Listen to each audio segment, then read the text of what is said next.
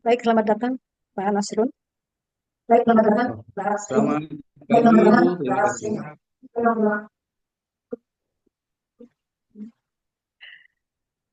Sepertinya saya tidak bisa banyak berbicara ini Pak. Ada gema di ruangan, jadi Oh monggo begitu. sudah langsung untuk pemaparan materinya. Oke, perlu saya perkenalkan, di sini ada Wakakurikulum Ibu Rahayu, mungkin ada di screen. Kemudian juga ada Bu Nurul, ya nanti masih bermasalah screennya. Juga Baik. kita juga dibantu operator. Jadi selama pelaksanaan nanti mungkin akan di-record dan dikirim ke jenengan. Monggo silakan pada Pak Nasrun untuk memaparkan ininya gambaran tentang UNIOS dan bagaimana pengiriman pelajar-pelajar Indonesia ke Jepang dan negara-negara lain. Monggo. Eh, baik, terima kasih Ibu. Bismillahirrahmanirrahim. Assalamualaikum warahmatullahi wabarakatuh. Assalamualaikum warahmatullahi wabarakatuh. Apakah terdengar suara saya? Baik, sepertinya sih ada kendala voice juga ya Bu ya. Ada kendala suara. Tapi kira-kira suara saya bisa kedengaran oleh semuanya. Kedengaran ya. Saya coba di sini memang agak feedback suaranya juga dari pihak sekolah juga mungkin kurang dicerna dengan baik oleh saya. Tetapi paling tidak saya coba nanti akan berbicara dan kalau memang tidak didengar ataupun suaranya tidak bisa tersampaikan, mohon nanti ada informasi dari ibu ataupun dari pihak sekolah. Terima kasih. Baik, mungkin saya akan menyapa dahulu, khususnya kepada Ibu Ani. Terima kasih. Kita sudah difasilitasi untuk bisa eh, bertemu walaupun dengan Zoom meeting ini ya, dengan SMAN Grujugan Bondowoso. Ini baru pertama kali kalau tim Unils itu masuk ke area di Bondowoso ini, Bu. Bondowoso, Jember, dan lain sebagainya. Mungkin kami pertama kali masuk dan mudah-mudahan dapat bisa diterima oleh SMAN Gerujugan dan juga sekolah-sekolah yang lain di area Bondowoso ini, insya Allah. Jadi yang pertama-tama ya, tadi dengan Ibu Ani, kemudian juga dengan Ibu Rahayu dari Waka Kurikulum. Terima kasih Ibu atas kesempatan Yunil bisa bertatap muka walaupun dengan Zoom meeting ini untuk pertama kali. Ibu lalu juga Ibu Nurul dan juga semuanya tentunya tim dari SMAN Gerujugan Bondowoso. Lalu saya juga ingin menyapa kepada adik-adik semua dari kelas 11 ya ini ya. Berarti kalau kelas 11 tahun ini pun masuk ke kelas 12 begitu? Atau bagaimana ya Bu? Atau ini sudah naik ke kelas 11? Bagaimana? 12. Mau naik.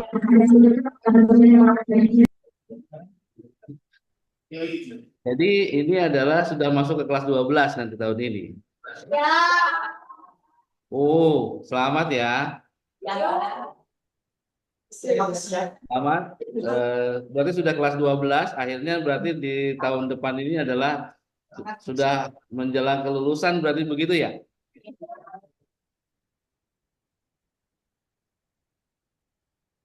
Saya tidak mendengar suaranya.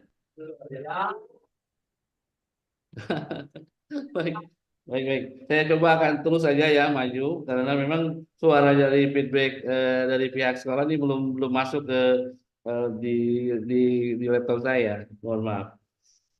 Baik, saya melihat semangat yang cukup luar biasa dari pihak sekolah juga tentunya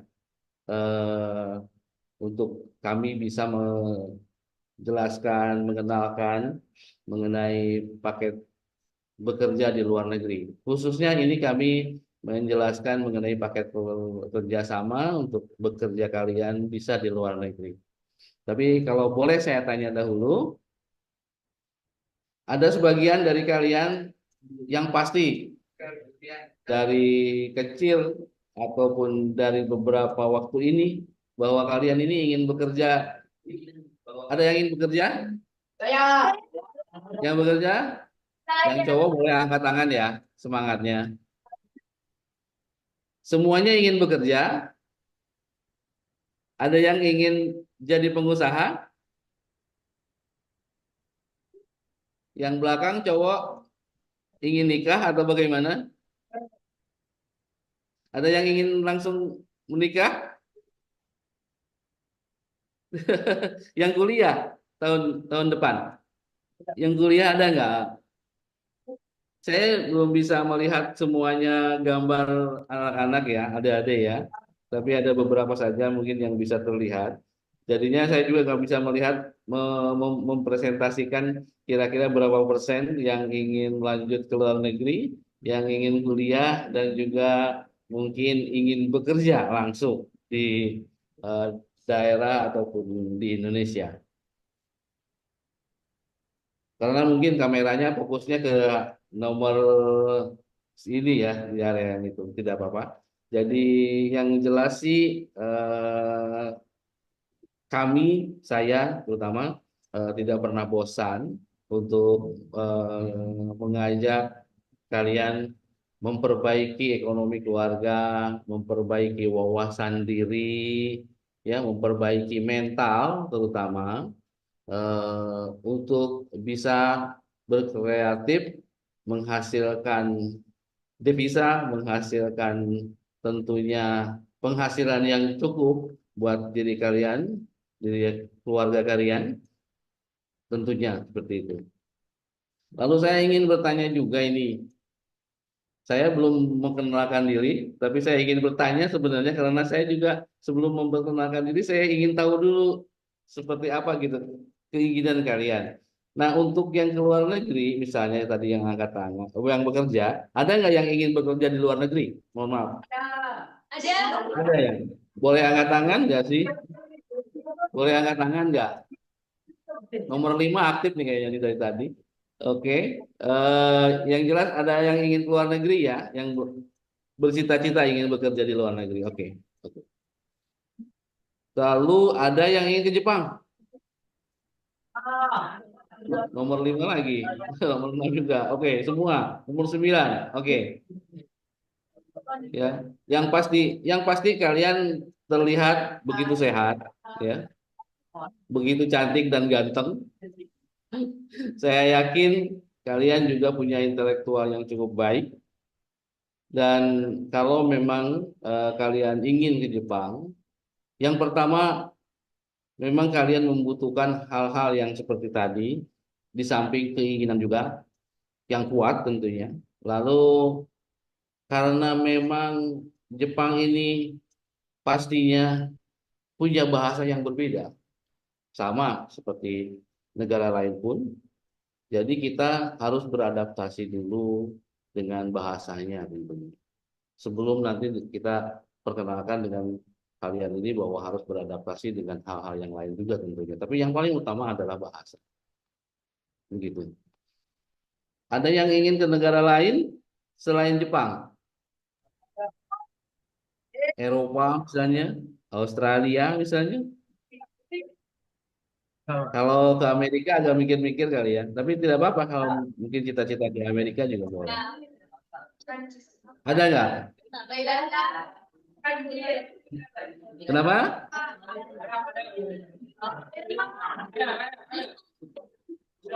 Gimana katanya Bu? Jerman, Eva. Oke, oke, oke.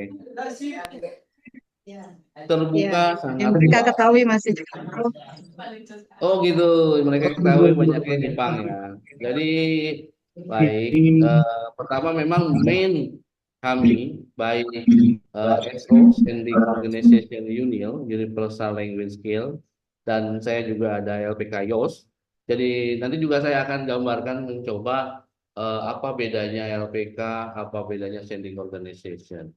Lalu Jepang itu bagaimana? Baik, saya belum memperkenalkan diri. Eh, Nama saya Nasrul Saifullah. Saya sendiri adalah tim dari marketing standing organization, namanya UNIL singkatannya, Universal Language Skill.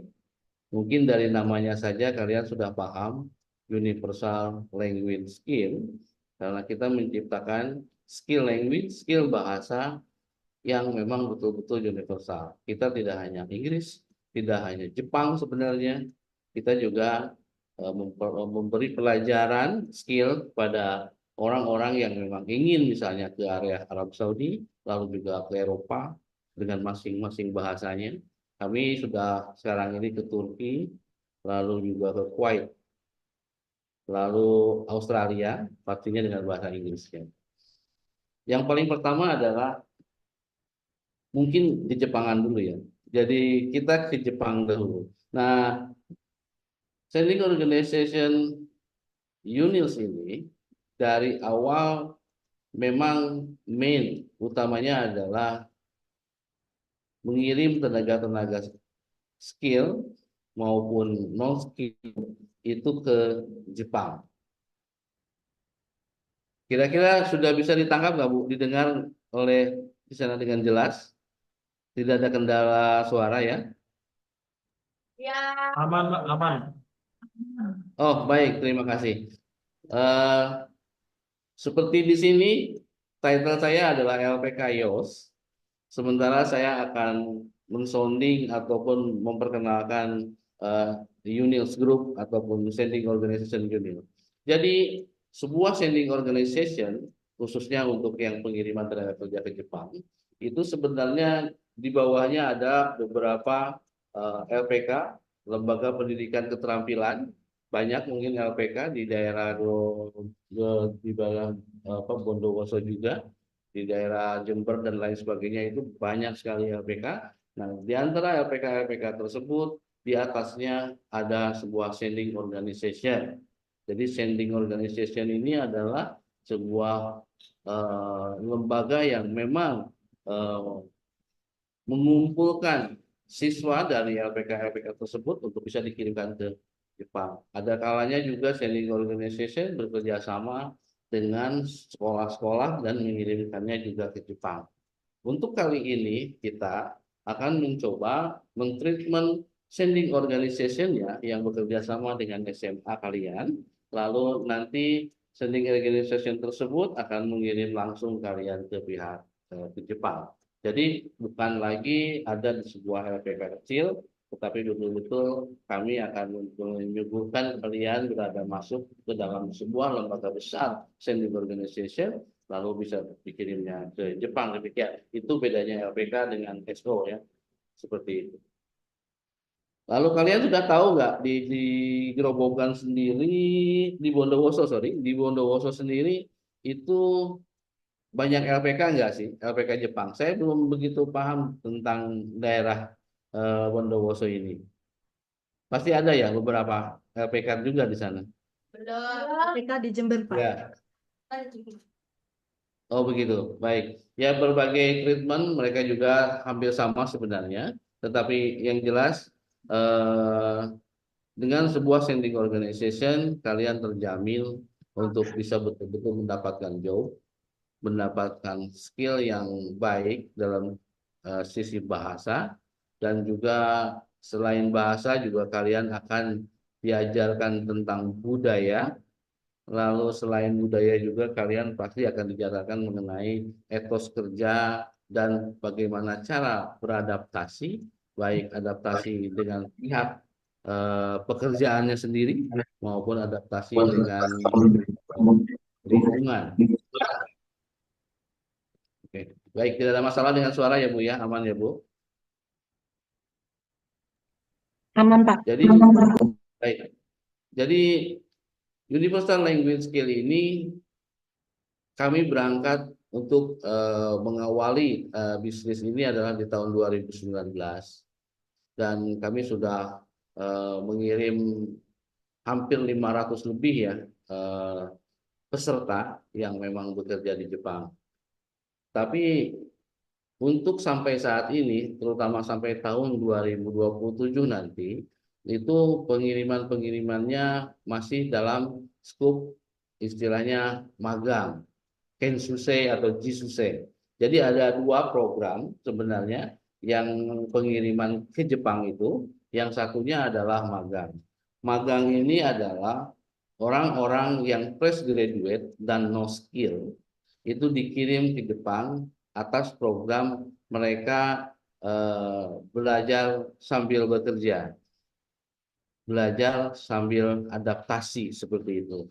Jadi durasi waktu untuk magang atau adaptasi kerja ini sekitar 3 tahun biasanya. Itu sudah berjalan pemagangan ini sebenarnya dari tahun sekitar 1995-an lah seperti itu. Jadi tahun 1995 sudah ada program pemagangan, tapi itu adalah program pemerintah. Lalu masuklah program swasta juga seperti lembaga kami untuk bisa mendidik para pemagang berangkat ke Jepang. Nah, seiring sejalan waktu, ternyata mungkin kalian juga sudah paham bahwa di Jepang itu terjadi krisis tenaga kerja, krisis populasi manusia, krisis di mana sulitnya menemukan tenaga kerja di Jepang ini. Ini berbeda jauh dengan negara kita, terbalik. Kita adalah krisis lapangan kerja. Sementara sumber daya manusia, tenaga kerja di Indonesia ini sangat melimpah. Hanya mental yang mungkin yang harus kita perbaiki supaya kalian juga bermental bisa bekerja di luar negeri termasuk Jepang misalnya seperti itu. Makanya saya sangat berterima kasih terhadap pihak sekolah apabila di tahun kedua sekolah, bahkan di tahun terakhir kerja pun, di tahun ajaran terakhir maksudnya di kelas 12, itu sudah mulai dipupuk bagaimana kita memiliki mental yang kuat supaya kita bisa beradaptasi dengan pertama budaya luar negeri, bahasa luar negeri, etos kerja luar negeri, dan penghasilan luar negeri. Karena begini, kenapa sebabnya saya terakhir barusan kita harus beradaptasi dengan penghasilan luar negeri. Di Indonesia, UMK saat ini kan taruhlah kami di daerah Bekasi, Jakarta, itu sudah mencapai 5, sekian juta. Seperti itu. Tetapi di daerah-daerah yang saya pernah kunjungi, itu luar biasa sekali ya perbedaan. Cukup jomplang. Bahkan masih dalam 50% dari UMK-nya daerah Bekasi ini. Dan kebetulan Bekasi Karawang ini kan UMK-nya itu cukup paling tinggi lah di Indonesia. Dan ternyata kalau daerah bergeser ke daerah yang lain, saya tidak tahu di daerah Bondowoso seperti berapa untuk UMK-nya. Nanti saya coba akan coba cari tahu. Tapi memang di daerah-daerah yang lain, bahkan Jawa Barat pun sekalipun, itu masih ada di kisaran sekitar 2.500.000 sampai 3 juta. Dan itu masih dianggap bahwa mungkin 50-60% dari UMR-nya daerah Karawang. Ketika kalian ke Jepang nanti, nah ini, ketika kalian ke Jepang nanti, kalian akan berhadapan dengan penghasilan yang 4 kali lipat dari UMK terbesar di Indonesia. 20 sampai 25 juta. Terutama apalagi dengan program yang kedua. Yang program yang kedua adalah program Tokute Gino kalau bahasa Jepangnya. Kalau di kita mungkin adalah program skill worker. Jadi orang-orang yang memiliki sertifikasi skill sehingga sesuai dengan sertifikasinya nanti akan bisa bekerja, bukan lagi magang, tapi bekerja dengan penghasilan sama seperti orang Jepang. Bayangin. penghasilan yang cukup luar biasa. Sehingga selain mental bekerja, selain belajar bahasa, kalian juga harus memiliki cara bagaimana memanage uang tersebut. Dari orang yang biasanya mungkin hanya jajan 50.000, pendapatan penghasilan per bulan kalau dikalikan-kalikan dari orang tua berapa, akan kaget ketika kalian dapat masuk uang sekian puluh juta di rekening kalian. Nah, ini bagaimana cara memanage kita supaya tidak euforia, bagaimana cara memanage kita untuk tidak bisa menjadi salah kalkulasi di perhitungan, itu akan diajarkan di sending organization.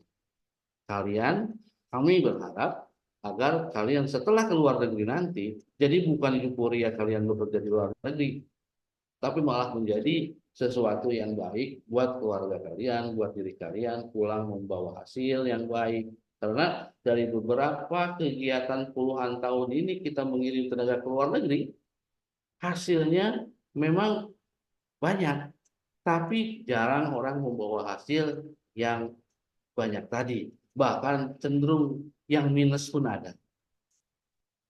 Jadi bukannya pergi untuk mencari uang, pulang membawa hutang. Itu naudzubillah. Dan di sini adalah cara bagaimana kita bisa memanagenya. Saya mungkin ini lebih ditekankan saat ini karena banyak orang pergi ke luar negeri keberhasilannya kurang. Tapi kalau orang tuanya yang bagus, orang tuanya yang baik, setelah pulang dari luar negeri mereka justru akan berhasil. Nah, kita berusaha untuk menjadi orang tua yang baik. Seperti itu menjadi filternya. Demikian semuanya ya. Mungkin pemaparan saya sih nggak terlalu banyak juga, pastinya lebih banyak pertanyaan mungkin, tapi kalau memang kurang pertanyaan nanti saya juga akan memaparkan lagi yang lebih banyak. Seperti itu kalau kira-kira cukup nggak Bu pemaparan tentang ke Jepang ini? Baik, Pak. Baik, Pak. Sementara mungkin nah, ini dari siswa sepertinya ada pertanyaan-pertanyaan, Pak. Ya, Bang. Semoga Oke, saya bisa menjawabnya ya. insya Allah. Mungkin ada yang mau bertanya? Ayo maju, nggak apa-apa, langsung duduk di sini. Ayo, Boleh. Kalau memang suaranya tidak silakan. bisa tertangkap, boleh ke depan juga ya, mendekati mic juga boleh ya, nah ya. Oke, siap. Ya, boleh. Silakan, nggak apa-apa.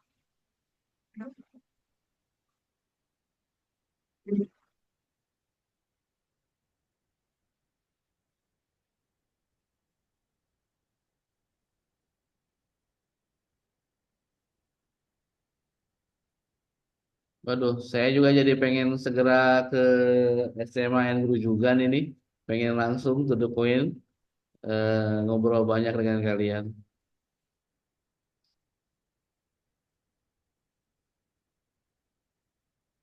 Sementara siswa mempersiapkan pertanyaannya, saya Oh, tayangkan dulu video yang sudah Pak Nasrul oh, kirim. iya, terima kasih Oke. Ibu, silakan. Terima kasih.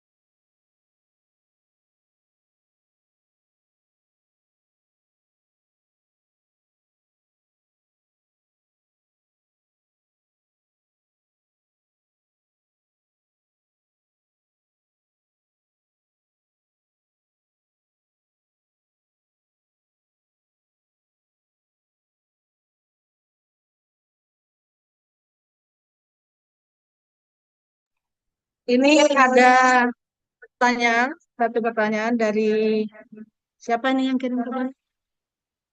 Hindayana ya. Hindayana, ya. Pertanyaan dari Hindayana, Pak Nasrul. Baik, Ibu. Bu, saya mau tanya, apa ada biaya pendaftarannya, Bu? Kira-kira berapa? Biaya hidupnya di Jepang bagaimana? Itu saja.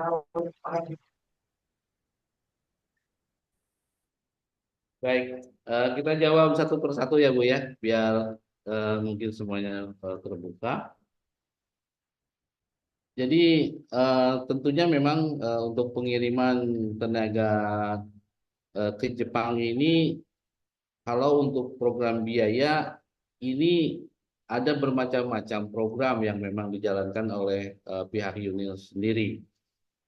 Yang pertama adalah program yang memang pemerintah kadang suka berikan pada kerjasama dengan pihak sekolah, dan nanti juga insya Allah saya akan berupaya karena pertama kita ini berkenalan dengan SMA Gerujugan, jadi saya juga akan memperkenalkan SMA Gerujugan sebagai penerima bantuan program pemerintah supaya anak-anak bisa belajar dengan eh, tidak dipungut biaya seperti itu. Tapi yang jelas ini program pun tetap harus berproses tadi dengan pihak sekolah maupun dengan pihak kami, pendekatan-pendekatan, dan juga kementerian juga pastinya akan mengawasi semuanya. Jadi ini juga akan di follow up secepatnya seperti itu, saya harap. Dan juga kalau untuk program swasta sendiri, pembiayaan memang pastinya ada. Kalau di UNIL sendiri, untuk pembiayaan ini sekitar 15 juta untuk biaya pendidikan. Nah, 15 juta ini untuk apa? Itu sampai pendidikan ke tingkat skill dengan JFTA 2 sertifikasi, dan sampai dengan SSW atau sertifikasi skill worker. Jadi tadi nomor 2 saya sudah jelaskan tentang Tegutegino ataupun skill worker, di mana skill worker ini adalah orang-orang yang bukan no skill lagi magang, tetapi memang memiliki skill dan memiliki sertifikasi skill dan mendapatkan pendapatan yang normali seperti layaknya pekerja di Jepang, seperti itu. Kalau untuk program magang memang ada berbagai macam program, tetapi ini sepertinya memang pemerintah akan membatasi sampai 3 tahun atau 2 tahun ke depan sampai 2027. Itu akan diakhiri dengan program-program yang memang magang tadi dengan tanpa pembiayaan misalnya dan lain sebagainya. Makanya semangatnya saja dulu yang penting, kalian mental dulu yang penting. Ingin kalian ke Jepang pasti akan ada jalan. Apabila memang dengan swasta kemudian memberikan pembelajaran pembayaran dalam pembelajaran bahasanya itu belum bisa, tetapi kalian tetap kalau memang bersikeras untuk ke Jepang, ada banyak jalan yang memang bisa kita tempuh dengan UNILS seperti itu. Yang penting adalah pertama rezekinya, tentunya kalian juga kesiapan mentalnya dan kesiapan daripada mungkin intelektual kalian ya yang memang harus dipertanggungjawabkan untuk semua itu. Seperti itu ya. Tapi umumnya kita berbicara umum adalah pendidikan di UNILS itu ada dua. Kalau untuk program magang biasanya memang pendidikannya itu hanya 10 juta rupiah. Kenapa? Sebabnya memang tidak diperlukan sertifikasi khusus. Itu program magang. Bekerjanya kontraknya 3 tahun di sana. Nah, lalu kalau yang program skill tadi SSW atau Tokutegino, maka itu akan dikenakan biaya pendidikan 15 juta rupiah. Lalu dikenakan juga biaya keberangkatan sekitar 35 juta rupiah. Tetapi dana-dana tadi, andai memang orang tua tidak memilikinya, sebenarnya ada satu program lagi adalah program dana talangan.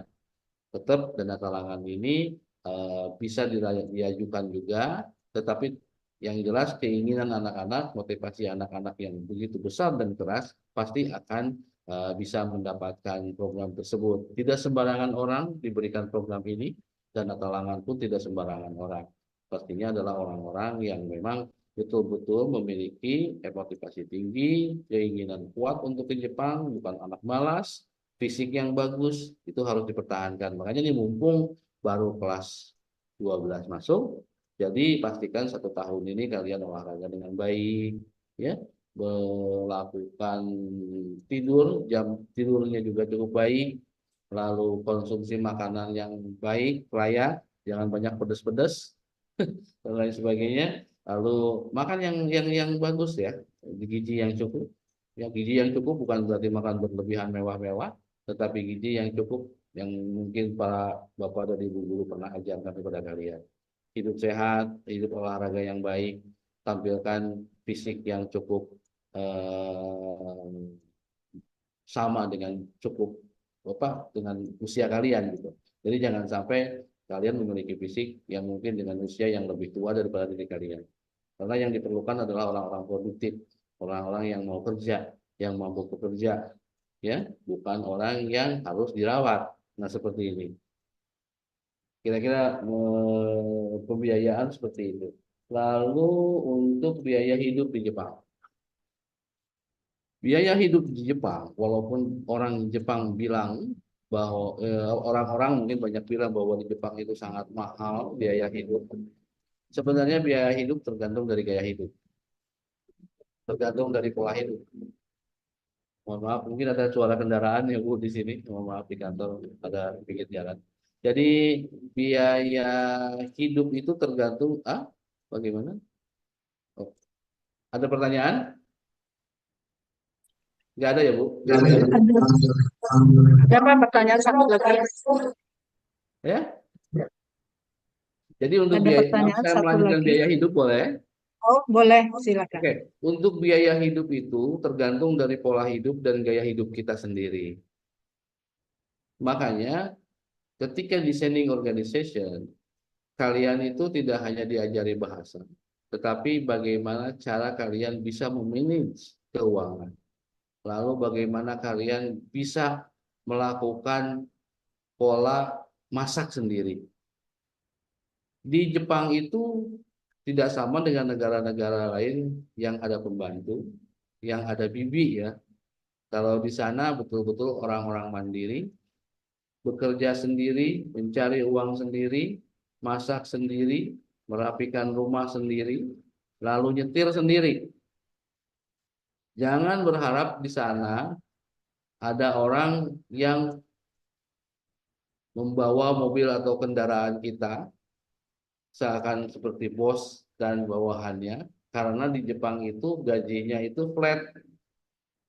Jadi, kalau kalian di sana gaji operator dengan gaji 25 juta, kalian harus membayar supir dengan gaji 25 juta juga. Impas dong. Makanya di sana itu sarana sarana umumnya memang cukup mumpuni ya, baik keretanya, kemudian bis dan juga sarana-sarana yang lain itu betul-betul pemerintah memperhatikan. Nah, disitulah bagaimana caranya kita bisa mempola hidup, ya, memperbaiki gaya hidup kita supaya tidak boros seperti itu. Makanya harus belanja sendiri ke pasar, lalu memasak makanan di apartemen, lalu bagaimana memanage hidup kita. Bagi kaula muda yang sudah merokok, bukan saya larang merokok, tapi merokok sangat mahal di Jepang. Saya sendiri tidak merokok. Secara histori, tahun 90 saya sudah di Jepang dan saya menyelesaikan S2 di Jepang, sehingga saya kurang lebih 7 tahun tinggal di sana. Kemudian saya pulang dan saya bekerja sebagai interpreter ya, penerjemah bahasa Jepang di beberapa perusahaan manufaktur di Indonesia, di Jakarta terutama. Nah, lalu ketika hidup saya di sana dengan pola hidup yang sederhana, dengan gaji taruhlah yang saat ini aktual, saya tanya kepada teman-teman di sana, kepada anak-anak di sana, bahwa ketika gaji mereka dengan UMK yang saat ini, sebenarnya biaya hidup itu kalau kita bisa mempola dengan baik, ya, cukup sederhana, sehat, masak sendiri, tanpa rokok itu kurang lebih, ini hanya biaya hidup, makan, itu kurang lebih sekitar 3,5 juta. Dengan gaji, taruhlah magang 15 juta, kemudian Tokutei Gino yang skill, itu adalah sekitar 20 juta ke atas. Itu 3,5 juta sudah cukup untuk hidup.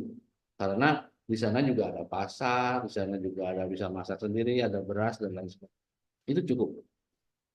Nah, saya bisa bicara seperti itu pun karena kebetulan anak pertama saya sekarang ini sudah bekerja dan beliau sebagai supervisor, dia engineer, dia lulusan D3 Polban, dia di Tokyo. Lalu mantu saya pun, saya kebetulan sudah punya anak besar-besar, dan mantu saya pun sekarang di Jepang juga, dan dia juga sebagai Tokute Gino saat ini, dan dia hidup, bedanya anak pertama saya merokok, tidak merokok, kalau mantu saya merokok. Orang yang merokok di sana, maaf untuk para cowok ini, biaya hidup di sana memang lebih besar pastinya. Jadi kisaran sekitar 7 juta rupiah, itu dengan mereka standar merokok. Dengan penghasilan segitu dan kemudian merokok, berarti harus mengeluarkan uang sekitar 7 juta rupiah. Itu belum termasuk biaya apartemen, gas, listrik, dan lain sebagainya. Tapi ada beberapa perusahaan yang juga menjaminkan itu. Jadi menjamin rumahnya, menjamin apartemennya, menjamin juga biaya untuk apa fasiliti daripada gas dan juga listrik misalnya seperti itu. Jadi seperti itu kalau biaya hidup di Jepang ya. Kalaupun seboros-borosnya di sana contoh merokok 7 juta lah ya kisarannya, tetap masih banyak sisa yang bisa kita sisihkan untuk tabungan. Sepertinya demikian. Ya kalau dengan biaya hidup 7 juta, lalu kemudian ternyata gajinya UMR 5 juta, saya kira tekor tiap bulan 2 juta di Indonesia. Seperti itu. Barangkali mewakili jawaban saya atau bagaimana? Silakan. Sepertinya sudah cukup. Baik, Bu. Oke. Baik. Selanjutnya mungkin kita mau menayangkan Oh, video iya. yang Pak Nasrul kirim, Ge. Silakan Ada Ibu. 3 video. Dari Sebelum situ ke nanti mungkin pertanyaan ada selanjutnya. pertanyaan dari kalian ya. Silakan Bu.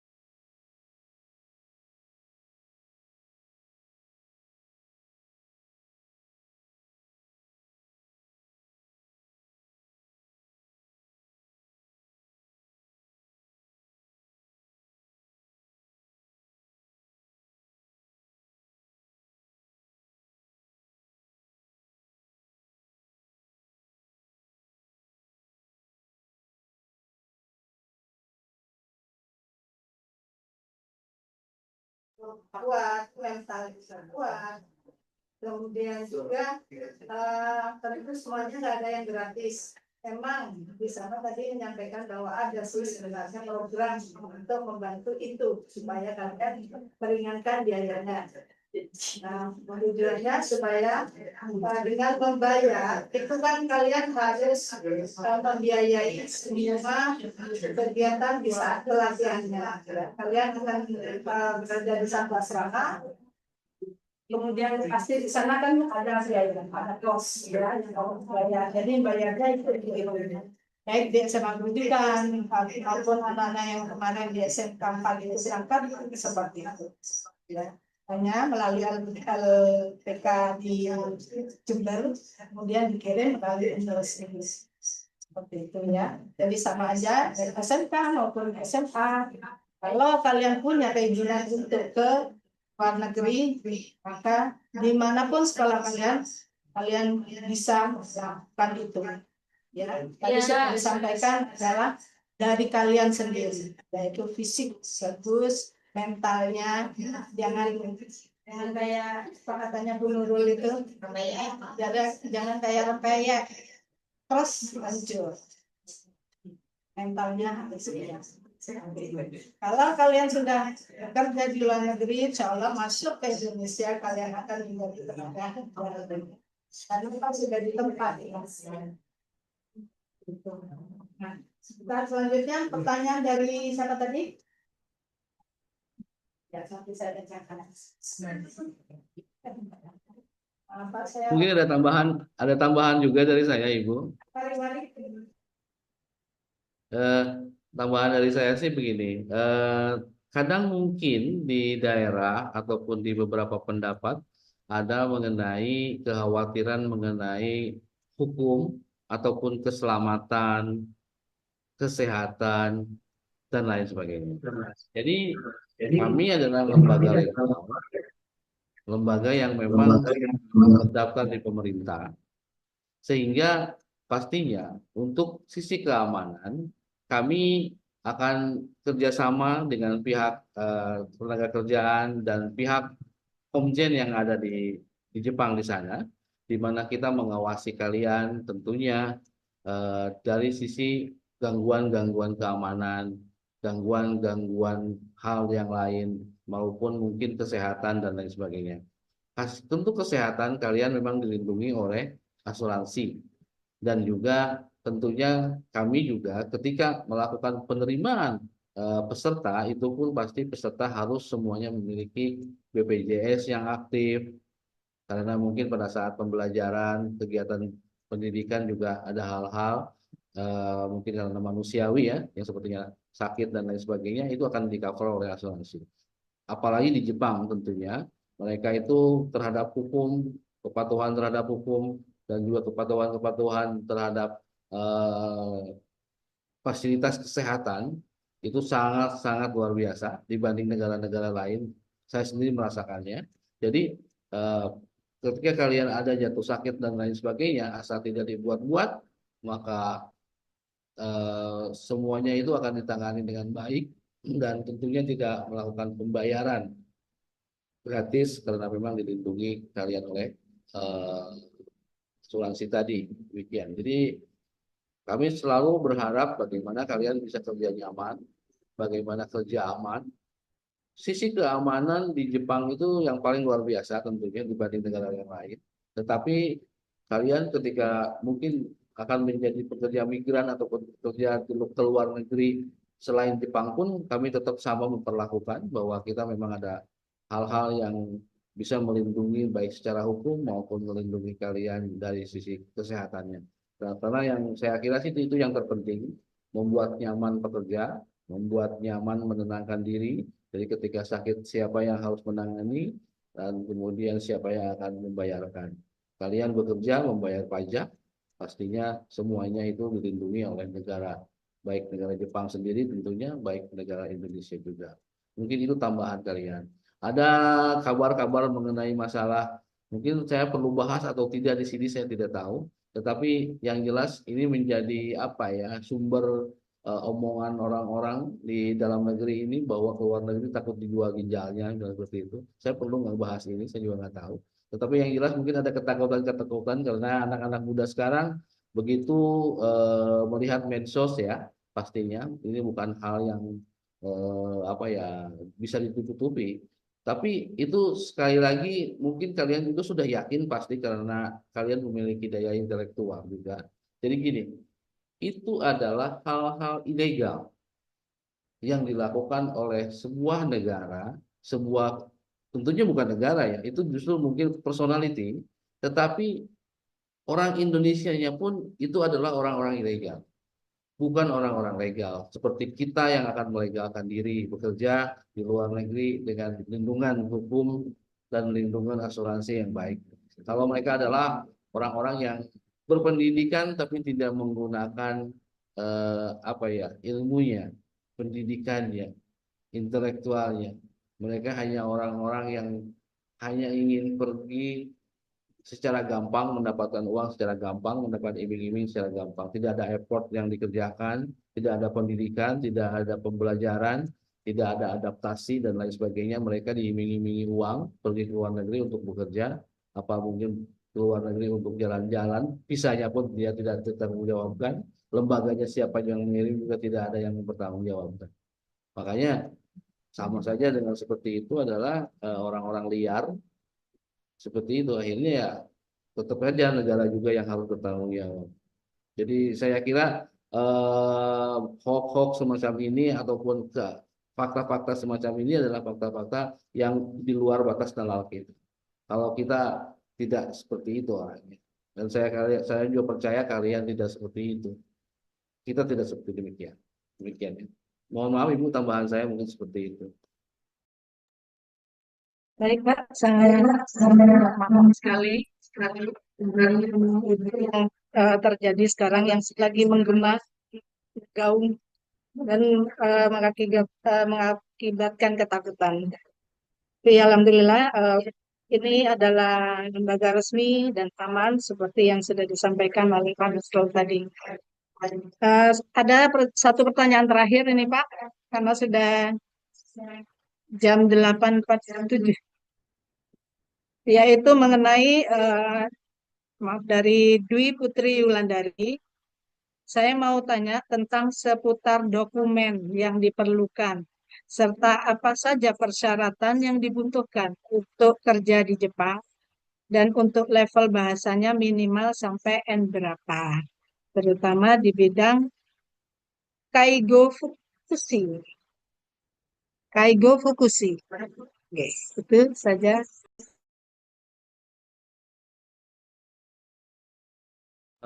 Terima kasih. Pertanyaan yang sangat bagus dan pasti mewakili dari teman-teman semua yang lain ya. Tentunya Mbak Dwi ya. Mbak Dwi saya coba akan jawab. Jadi seputar dokumen-dokumen yang diperlukan. Eh, Pastinya untuk bekerja di Jepang, yang pertama tadi kan ada kemampuan level bahasa yang memang secara basic dasar harus dimiliki oleh orang tersebut. Ya, jadi kalau untuk level bahasa tadi kan sudah bicarakan bahwa dengan membayar biaya pendidikan 15 juta tadi atau 10 juta yang untuk magang itu siswa nanti akan dapat mencapai level yang memang standar diharuskan untuk bisa berangkat dan bekerja di sana. Kalau JLPT itu disebutnya N sekian ya, ada N5, N4, N3, N2, yang terbaik adalah N1. Nah itu JLPT itu adalah sebuah tes proficiency yang nanti tingkat level bahasa yang sudah dipelajari itu sudah sampai mana kemampuannya. Minimal kalau ke Jepang itu adalah N5. N5 JLPT itu adalah untuk orang-orang yang magang ya, yang memiliki yang ingin masuk pada program magang. Tetapi kalau memang untuk yang skill tadi, yang SSW, Tokutei Gino, maka itu minimal mereka harus satu level lebih tinggi dibanding N5 yaitu N4. Tetapi untuk pengetahuan saja, JLPT N5 dan N4 itu digunakan sertifikasi untuk bahasa bagi yang mau kuliah dan yang bekerja. Jadi sertifikasi ini bisa digunakan untuk sekolah, melanjutkan kuliah, atau bekerja di Jepang. Ada satu lagi sertifikasi di mana itu sertifikasi khusus untuk orang yang memang bekerja. Kalau untuk orang yang bekerja, maka mereka harus memiliki minimal untuk yang skill worker, bukan magang ya. Kalau magang tidak perlu sertifikasi sebenarnya. Tidak perlu sertifikasi. Jadi kalau untuk yang skill worker dengan gaji yang sama dengan gaji orang Jepang, itu adalah JFT A2 istilahnya. Ya, kelembagaan yang mengeluarkannya juga berbeda. Seperti itu. Untuk mendapatkan JFT A2 secara teori itu bisa dipelajari dengan metode-metode pendidikan yang memang sudah dimiliki oleh kami. Normal adalah 6 bulan. Bagi anak-anak yang memiliki effort yang bagus, pendidikannya dia tuh betul-betul tekun 4 bulan, JFTA 2 itu sebenarnya sudah bisa ditembus secara teori dengan beberapa latihan dan juga mungkin bisa jadi tes ini bisa dilakukan 1 atau 2 kali. Tapi kalau yang pintar 1 kali sudah langsung lulus. Tapi ini secara teori. Untuk bekerja di Jepang itu kan adalah prasyarat. Tetapi yang paling utama lagi adalah bisa menembus interview pihak user. Jadi perusahaan nanti akan datang dan melakukan interview. Apakah betul JFTA 2 yang didapat ini sesuai dengan apa yang memang dimiliki oleh anak tersebut. Jadi nanti akan interview, akan ada competition, ya, tatap muka ataupun online seperti ini, tetapi akan ditanya langsung kepada anak tersebut beberapa pertanyaan yang sesuai dengan level yang memang disertifikasikan seperti itu. Ya, jadi itu levelnya. Lalu apa persyaratan-persyaratannya? Nanti persyaratan-persyaratan saya punya brosur. Nanti juga akan insya Allah diserahkan kepada pihak sekolah dan kalian bisa mempelajari itu. Syaratnya apa saja? Sebenarnya normal saja ya, syaratnya normal. Tetapi kalau untuk pendidikan bekerja di luar negeri pastinya syaratnya memiliki paspor. Nah, paspor tadi lalu kemudian juga memiliki visa kerja. Nah, ini adalah bagian kami yang akan melakukan prosesnya. Nah, visa kerja itu sendiri pastinya sebelum visa kerja itu dibuat dan terjadi, eligibility bisa dikeluarkan, kalian harus menembus dulu tes bahasanya, lalu juga tes interview dengan pihak user, pihak perusahaan. Setelah pihak perusahaan menyetujui kalian bisa, kalian akan mendapatkan kontrak kerja. Setelah kalian mendapatkan kontrak kerjanya, baru proses dokumentasi akan bisa diproses. Karena pihak imigrasi akan bertanya, pihak kedutaan akan bertanya, betul tidak anak ini sudah mampu bisa bekerja, punya skill yang cukup, sudah ketemu dengan usernya belum? Setelah usernya, oh sudah, kata tangan kontrak kerjanya yang ini. Oh ya betul kontraknya sudah yang ini. Mereka juga nanti akan melakukan verifikasi terhadap perusahaan tersebut. Apakah perusahaan tersebut sanggup membayar anak ini? Apakah sanggup menjaminkan anak ini? Atau apakah perusahaannya betul-betul bisa mempekerjakan dengan sesuai dengan durasi waktu kontraknya? Bisa membayar kewajiban-kewajibannya? Lalu setelah verifikasi ini selesai, semuanya izin itu akan turun. Namanya COE, eligibility. Kalian boleh bekerja di negara tersebut. Karena kalian juga sudah punya sertifikasi, perusahaan yang penerima juga memiliki sertifikasi. Karena inilah payung hukum yang betul. Karena apa? Kalian kerja di sana kan ingin kerja menghasilkan uang. Mereka ingin mempekerjakan kalian dengan memiliki skill. Ini sudah klop. Akhirnya pemerintah mempersilahkan kalian bekerja dan lalu mendapat penghasilan yang baik. Karena banyak kejadian-kejadian di luar negeri yang lain di mana mempekerjakan orang tidak siap membayarnya. Nah, ini masalah seperti itu. Jadi insya Allah kalau memang kalian ingin bekerja di luar negeri seperti ini dengan legalitas yang cukup, dengan pengawasan yang cukup, kalian bekerja akan dibayar dengan baik, ya, bukannya bekerja tapi tidak dibayar seperti itu. Mereka bayarnya per bulan, tidak akan berbulan-bulan tidak dibayar. Nah, yang seperti ini makanya kalian harus waspada. Saya kita itu cukup nggak mewakili Mbak Dwi. Mbak Dwi, jawaban saya seperti itu ya. Kalau kurang boleh japri Mbak Dwi. Nomor-nomor saya ada di Bu Ani. Silahkan.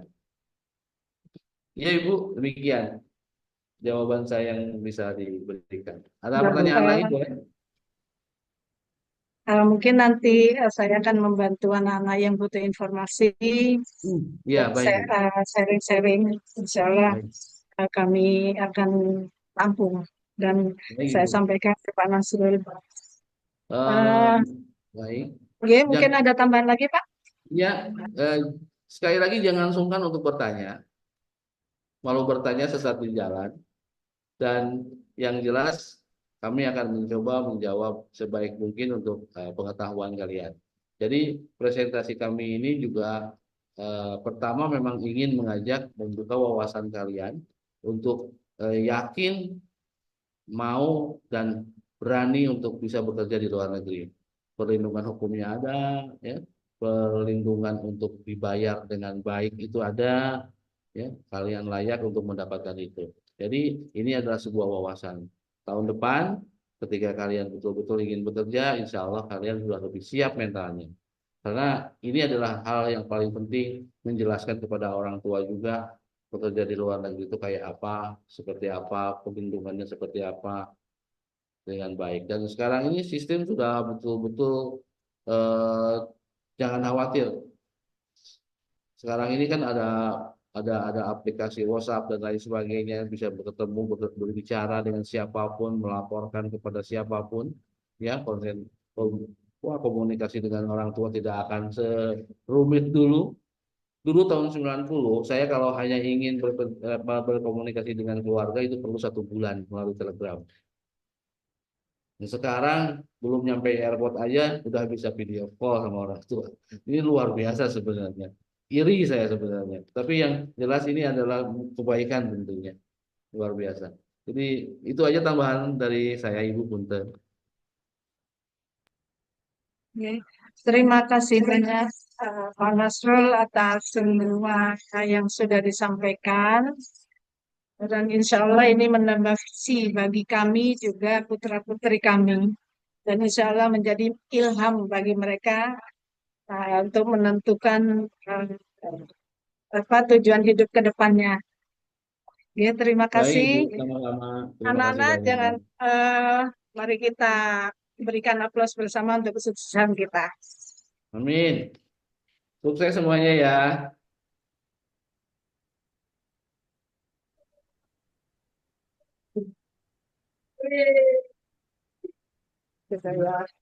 Oke, sekali lagi terima kasih kami ucapkan pada Pak Nasrul dari kami tim SMA Kunjikan. Saya akhiri. Wassalamualaikum warahmatullahi wabarakatuh. Waalaikumsalam warahmatullahi wabarakatuh. Baik Ibu, terima kasih.